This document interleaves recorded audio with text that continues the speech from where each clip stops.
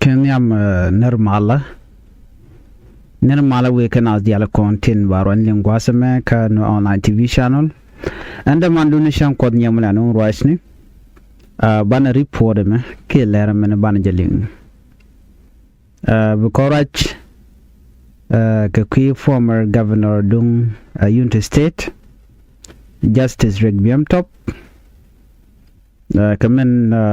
latka kaja akuma kirmi yadi bana jiling mendan lero do gwasamene kan konun yam gwasame mi jiram jidit gor jano jen der channel me der je nywaxani ko kien der subscribe ko de notification bell der je twan gwe ga Facebook gor no bi page bi je follow ka bi share kam gwe ga YouTube channel gor no bi channel bi support bi subscribe kan subscribe ko jan do dan ba wen yam gaja one ka report yam of course ko report one te ban lingwas mene Kenya bana focus ka jandung former Unity State Governor Regbiam Top ka jan criminal investigation dan lat ka de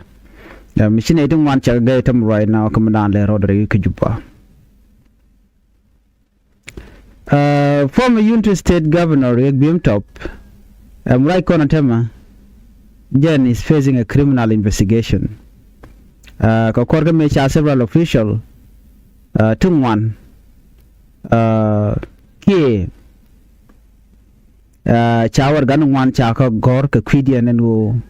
take an a ti chaching a jagala civilian ti chaching a jack.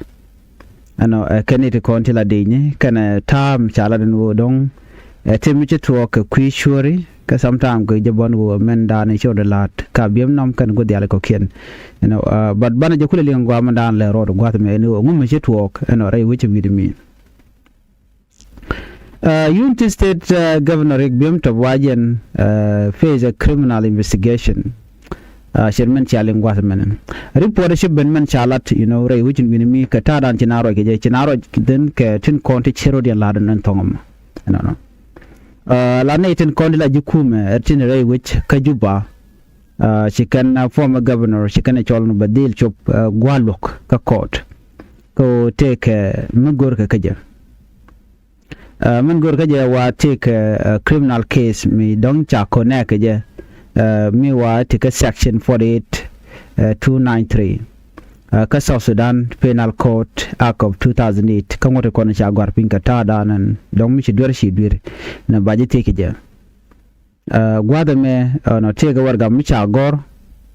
and on will take a corporation mishi to come civilian prosecution office kan SSPD a military justice system so na mo chala do bajen wude me Regbiam Top baje dil cap by na court ke report dan chala well, my condiale, the men were very important development code. Beja long, Karamim Mamlakwar, ka former governor, Kajan Bela senior military officer, and a Baja Cholka court, Kakui criminal investigation, Beja mat, Cholkaja, Kakui military, can civilian legal system down Dongla Nala Kaluk. Awarga me cha gor wa toko gor nko pa ngwan ronkin down yang ru bakal to continent ti ke jukume ki military authorities and they can Regbiam Top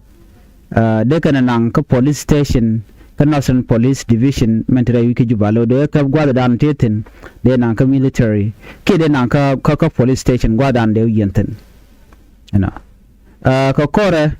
she gonna to la military prosecutor, but she got another letter. I know they are supporting the process. Ko Gorkan permission, they are requesting permission. Ko they just Regbiam Top. They just caught they nanga police station. Ko they just take mandale road. Na mene mishora lat ki michi talk. Ka dobdan chalat kaja. Temen chi talk. Take another military prosecutor, Mishiwar Guardian Chenya Mugora Jabone. He wrote another letter, a Kumanana Chalat Koja support, and a permission out of Gako by Justice Regbiam Top by immunity they killed along the body with Kaja. And request more company, the Chief of Defense Force, General Santino Denwall. jeram dana cha kam lete ko ba ram ba rek bim to ba je dil juj no ki ba je de ko lar ba je kapin kon ci lar ba juj ba de ko lar ba je kapin ko ba je kul luka ker po dana chalat ne me amilla ro de ki mi ci tuok no ka rai nam rai konen de na ti jeno ka ngum yan ke je so ki ang gwain ke je di ko goy ni jan danatin ngum mi ke se le ka public go chala ling ne ideal ano ka message muted ko jagare which kan de ko la politician kan military leader are we ka South Sudan ko mi ran ban yedwar she jalat ngum butu ko je ke baji ledi na mo wa tikel midit mu gor kan odong de ngaj boni and they call a politician. So in case don't dwar she lat what will happen to you ke baji ledi kuma watching them and she officially no can explain and madana cha going je ko kanalat chalan je no take a criminal investigation mu gore ke je ke mu gore je ka court but mi shit me watch ade ko na ka dunga biam nom county ko ro wen administrative area jen ke danan go ker mon ngai ko na biam nom county gwade dan ji ko je toktin cha ne ko lan wore cha ka gwan gwan man cha gwan ka gwade me cha gwan ni no ne and woken no don chi ka participate ka kure dan chi tok ajena dan lat ke temeken ko don adobe di ande kana de kan ka kep ko jom ki de kan je so ajen dan to kon tam rai kon ko tina longono ngum le rode makap ko wudu me cha la da gwa ano te mi chora lat ki te mi to ko ngai yana ni syang mi te mi le ro la na da ke kwide ko ba ngaje no to ge di dor ke we gude di no ka kwide mone amen de kon kular jene justice rek bim top ma jen chole chwal ga jagwas ma jen dunga bim no kanti yedan me ji to kar we ngam certificate ne dial ngache no baje dil chol badil chol ko ngai kon dial man len le rode mi jin wala to ka ti de chol lat kat ka re mo pin baje dil kap ko ngai kon medan chawung mane tin kon jin ma yam kanti kene te kon te chi we ko ri gen vol ka jen violent dan chi to ka abyum nam so ku jam mo goro jeno ba justice bim top ba ti tega so mi chi kan allegation de ti chi kan to ke te chala de shi ka to go no te justice bim top ka to ka ne ka so de kon ngaje na me belajen biggest political and legal stories in South Sudan this year ko ba justice bim top ba je dilien ka kwiga mandana chi to again the same thing and to ka dak me charge mandana ngai kone ano ko dan chi to na sere jen wa da kum charwa yen ga jemo ano but bogulo te ke den de ba nyut ano jenete bier wala tele bier so na me le road right now so men bu mi jen long and South Sudan ngai kon dia ne ngwala kana complain ni shang ka kwi kan powerful politician te ne kana military officer waken changte gering mi kana la charge investigate la ya palka so lat ke jeno na bo da la mu gwa ba ko don mu chaje no ti ga der and then ba dil kap ko je there accountability there la teten ngai kone SSPD up to one kid in one chick cha mala ka win kiram je ki jala ti ga jen ta pa nan Nuer mo ka ko bo ka panal we ka jongle go di ala ti tele mi kan ga mi ti ga ne kone la kwar but no mala problem no man dia na ga jen ne re konen kwar le investigate tem ka Nuer ka rodien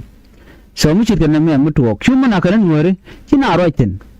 tele mala latke just la palgane jibna we ba lele shi kana contract tel meje to ga 2013 gi to 2025 bo gwa da maganasir kaje to bo ka fanga kaje to gona da ko kin tara mu chati kana ko na gana kana SSPD so cha na ti ga ban mu che ban lo jin waran gwa da ba ji dil investigate special ne ko kel ga mu char kan dial kan wari ne dang baro dial badak dia ne da kan machar so mu chi kana me lat ka jeno dara gwa ko ba ne content la quarto dit baga dil te mite gre mi chiran lat ki te mi chuto ka je mitele clarification mi cheno mi be nyoda gwana o je netele ngatetten and then badil to me dan chito ka bim mai kon diale en Koran ci to kini ngwan ci griarten of course ngai kono duno chala ne dong ci kan dia ne konti la nur wai ami ke kume SPL ayo goina mamu ci kan la ne barayna am ci re jam ci we kerek bim top no bare no ne dial ngai keno dong no rek bim top point de elo yal ka president self kim yadit cha de latino gor ki mint den wo de jawo ka jan ko jan baja yen cause right now mutually criminal investigation ke lu o jin kur den men do re alat fin mo ba de take je so right now me miditin no no me da la je report nyam de calling ban we ka another report report ban lengwa sama bala dum United Nation wa kan chicken a euro shop ka $12 million you can release a $12 million US dollar euro one 12 million million dangwaro ke time dor dangwaro United Nation Emergency Relief Coordinator Tom Fletcher jen kala do ne she can $12 million she can allocate lo cha goten content cha nyut ko bani de content South Sudan tin cha affected occur ke violence ke cha displaced no ke take a bot rewika South Sudan wa ba kan dia lo rewika South Sudan right now $12 million US dollar wa ba kanang ke cha ka real ko re lo ba na lo ka ka jo cha lat gwa me United Nation kan ne ri chop ke 200,000 kin ri ku dangro ne ri kin ku dangro wa charen barre dor ken cha ga wang adina SSPDF ke de ni kem yadit ne re token yal wa shuka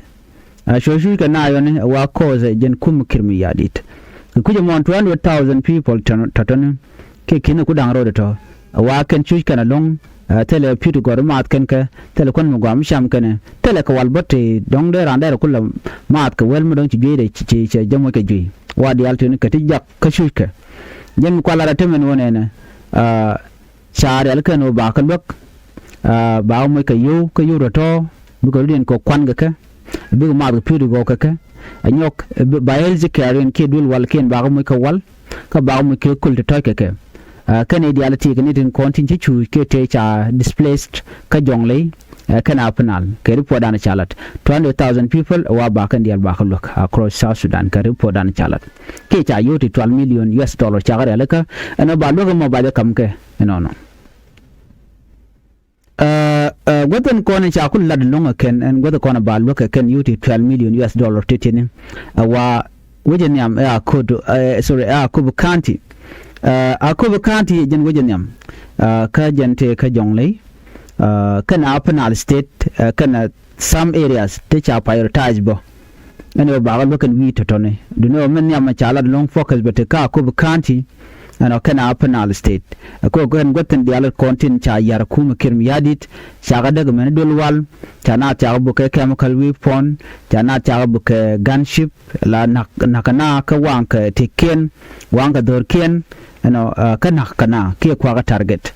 shi kum US je kullar wona ne cha yuti $12 million US dollar cha ga tup ko ba ga wa na loga mo wa cha chuborodi ki ja tana cha je tok lobinate ko ni la families tin ko ni chuch biga dil survive ke jan tab men ko china ti chu je long tel kon mi cham ka tel piu ga ti chuch ti kan ka jot dit ti ga la malnutrition ke ti kan ka malnutrition mi chuch kan long lo tel kon mi cham kana ci ga ci shew ko mi tel kon ma tel mi de cham ka dor dan titin mun ku na jitin cha je dak ka dong nu wona chang tele humanitarian aid bone la ran la survive ko na pur du mu cha doru cha de ku yar no ka cha de bo ka cha doru ching dan titin no cha wang ngu mu ci ku la remain so be je lon ka jen government tem ko tem tenen yal titin ko pin we karwel ba ku we ga tot so be je mat so na me dala jen report dan ye link jen ku yon ko na chare le ka government ka wi ko na chare le ka kan wi te chaling akobo ke jongle kana apana wa goda tini kan goda content cha goro ba lok ka kwa chere tini one of guys mo ka another report me de kono link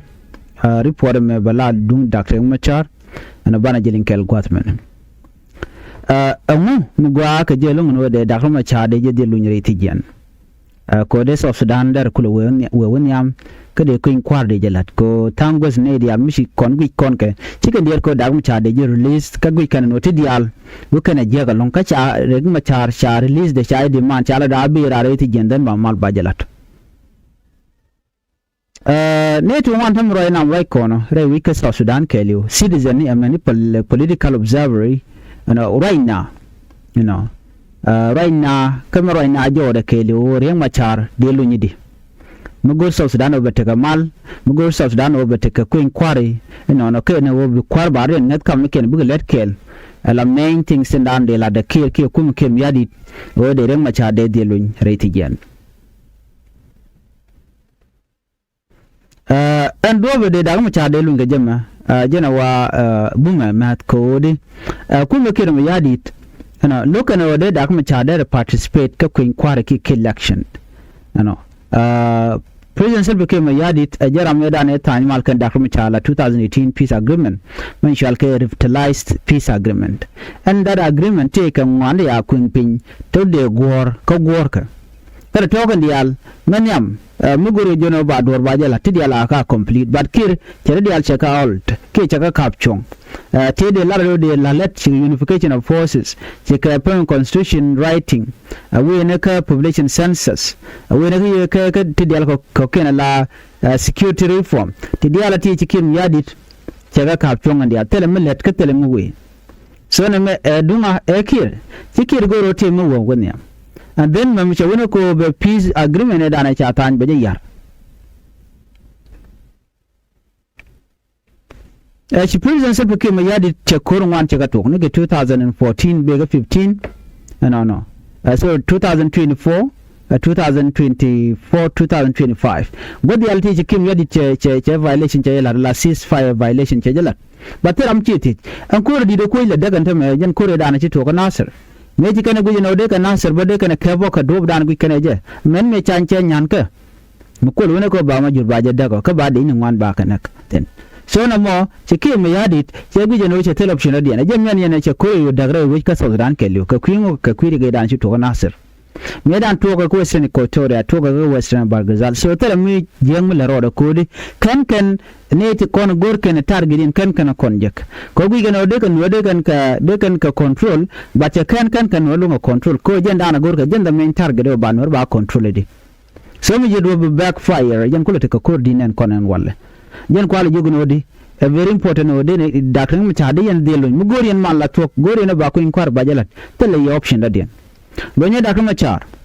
kake fon cha mu ka tamu di long jen nen yan naga kon naga nuwari bogana jojana wangadul ko go je no bireng ma char bu ci fail jan ta dan go je ne ideal but cha kan we gano dong pete ko ne cha na Kiir Mayardit no dong da la mo go ke dong da la mi tere ko de ne yala kon nen tin chunkel ga da kuma cha de ga joj no jen ta dan go win mon baro da che back fire janga de da kuma cha te ne de na ga je long a ce wani ko jiwa sani ko tere abo duka Kiir bi kana lok so right now right on antama population mi dini jan long che Kiir lok a jangro den ci dodo karodian so na me amula ro da which ka South Sudan right now ano bidar ma char badil barar ajal jala hopone jan dana gwikke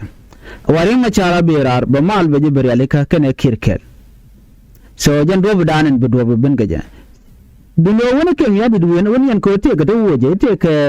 miche proposed amendment miche lado ba mote konte cha garpin ba tanin ba ko wuj se ka jen bon moni se ka jen ko inquire se ka jen man chal ka voter registration ba ni tidialo ba ko wuj ba ko lad after tidiali kan dial a violation of the peace agreement dani chatan anyo di nan bo ni ne de kontin la official ko kuma Kiir Mayardit bo shirkan wara kon ci ga samin kun po kan ne dial ko ken malat kan cha kala na je no term shal ka 2018 peace agreement mun ngai kan lat kan de ko rudin ku distant ke de ko rudin woten so na me a violation midi ajen ko ala kuma United States wona kan kwa dial ko ne Kiir Mayardit tin local mal kan de ko de la chuwa tin ci corruption kan la so kuje mon ba visa ne ken ba ga restrict ba visa ne ken ba caption ka ba jen mi chal ka Crawford ba je ala company min ku kan yula kwal kare de wa yu wa ta wora ka je ba dil caption ce bo operate so na mo amidit dadian so right now kan no ku mu US man da ci chong so mun la lat ka ram shi kana mo ram mo me ku benefit ku ne dial content wan mo ku gli shoot la da defend so en ram mo la criminal mo ko defend ajaram jeng ni jan ka tidial me ajo no me jega ma muro do correct do not be defend e rang ma char cha de lun ne meti ne and all that kengi yene cha de man wi mon ke lu no abira ko gana dialti tel menangat meti nyin medan de ne ssp de kan ku ngada violate ne kan nyin kan ko la civilian para state cha ko la wi dakam ma char so mu chikene me mukandar mu char kana ko lun tel mu chal ke mal rewi ka South Sudan en ban yo jika na da report beteman